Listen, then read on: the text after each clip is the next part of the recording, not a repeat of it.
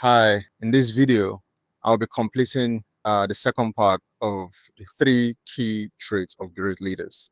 I spoke about empathy, political astuteness, and the ability to recruit, identify, and inspire generational talent, which is the third part. And that is the part I'll be completing in this video. Basically, that ability to inspire, recruit, and identify simply talks about the capacity of a leader being visionary because they have the ability to see into the future. It's very clear to them that they are not necessarily there to solve the problem. These leaders see themselves as solving the problems of tomorrow. What they do is they think about now and the future. So they have what I call strategic foresight. And in this capacity, I categorize it to having three elements. One, forward thinking. The strategic foresight that these leaders have give them the ability to think into the future. So they do not necessarily see a problem to be solved as the problem alone. They see tomorrow's problem also.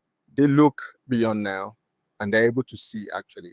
Although it might be in abstract, but the way their mind works is they work with the present and the future. And the second element of strategic foresight is proactive talent curation. And this builds upon the first one because they have the capacity to look and see into the future. When they look at people they want to employ or recruit to doing certain thing, or they want somebody to hold certain responsibility, they recruit people who have capacity to solve the problem and those who have the capacity to build tomorrow's growth. So when they're recruiting, they're not just recruiting for now, they're recruiting for the future as well. And the last part is intentional alignment. Because of these two aforementioned traits, they align themselves with people who have set skills, who have certain mindset, and who have specific values that they align with. So because they know the journey might be tough, this is how they see the future.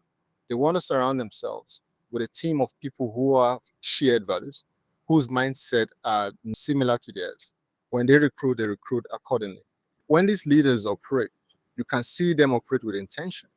They're not just hanging around people who have different value system, who have fluid value system, who like this today, tomorrow they don't like it.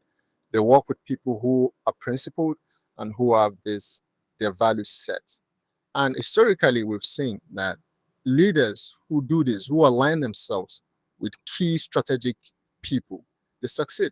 A typical example that I like to cite is the case of Genghis Khan, who we all know the Mongol Empire, which historically, or you can arguably say that it's one of the fastest and the vastest empire in the history of man. Genghis Khan, we know him for his political brilliance, but what we hardly talk about is his military brilliance as well. But the reason is being that the military strength of the Mongol Empire during the time of Genghis Khan was actually by the brilliance of the commander called Commander Subutai. Subutai was a strategist in military campaign. So the wars were won, they expanded significantly by the brilliance of Subutai. You see, Genghis Khan had the political foresight, the political will, but it needed the likes of Commander Subutai with that military brilliance to come together and they could execute. And we see the result of the empire at the time. Let's bring this example back home. The case of Chief Obafemi Awolowo of blessed memory.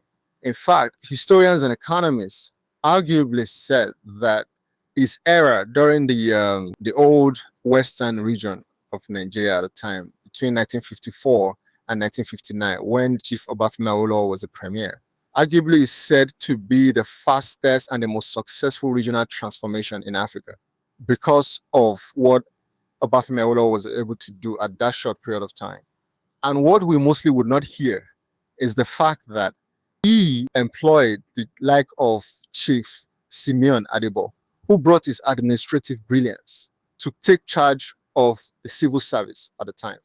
And the civil service of the duo of Obafemi Awolowo and Simeon Adebo was most efficient. And if you read the book, you would see that the civil service was top notch.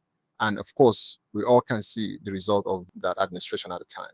So basically, to identify a good leader, you need a leader that is empathetic towards his people. This way, they would not just be making policy that suit them or selfish policy. Whatever policy they are making, even though it's to the good of the people, they have to make sure that they carry the people along.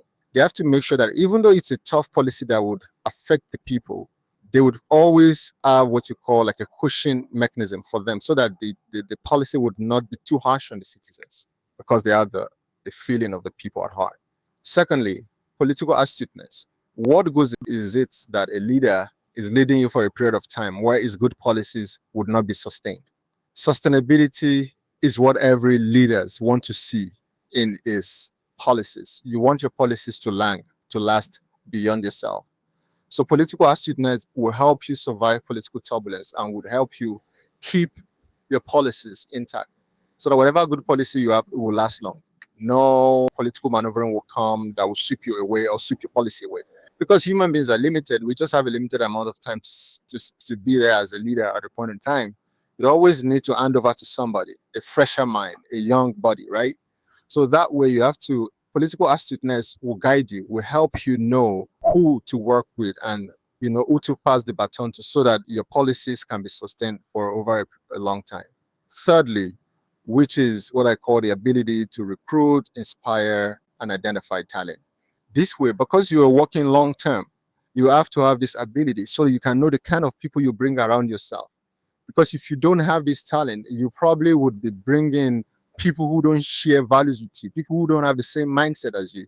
So what end up happening is even though you finish your own term, 4 years, 8 years, whatever, you hand over to somebody who has his own mindset on something different, who does not have the good of the people at heart, who has different agenda in mind. What will happen is that if you hand over to this person, they will just go on to do their own different thing. They won't maintain your policy. They just abandon one of the good projects you have. So what end up happening is they just forget about you. They U-turn on your policy, and what is that for you? So a good leader who wants his policy to last long also needs to identify the mindset, the skill set, the people that he can trust, that can work with, who he believes share the same value as himself. So that even when he leaves the stage, these people can continue in the same direction, in the same line, with the same policy that he has started. So that way we can ensure continuity in policy, right? So I think if you want to be a good leader, having these three traits, this combination of traits is, I believe, is what every leader should aspire to have. We can learn it, we can read about it, but we cannot do without it. Thank you very much.